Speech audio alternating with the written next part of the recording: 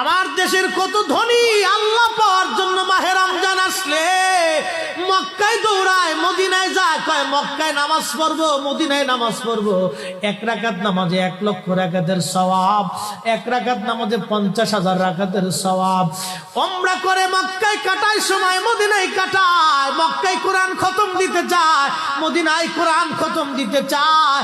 সওয়াব মাহে রমজানে অগণিত সওয়াবের আশায় ব্যক্তিগুলি আল্লাহর ঘরে হাজিরা দেয়, কিন্তু বাড়ির পাশে গ্রামের কত গরিব মানুষ টাকার অভাবে বাবা ভালো ইফতার করতে পারে না, টাকার অভাবে কত মা ভালো সেহরি করে রোজা রাখতে পারে না। এই ধনীরা এই গরিব মানুষের ঘরে খাবার না দিয়ে আল্লাহরে পাওয়ার জন্য মক্কা মদিনায় দৌড়ায়। আল্লাহ ডাক দেখো, বান্দা একবার মরে দেখ, কায়দা মতো জুতা দিয়ে পিটামো, আমার বান্দারা না খেয়ে ইফতার করবে, আর তুই আল্লাহ পাওয়ার জন্য মক্কায় আইছো, এমন আল্লাহ আমি ধরা দেব না।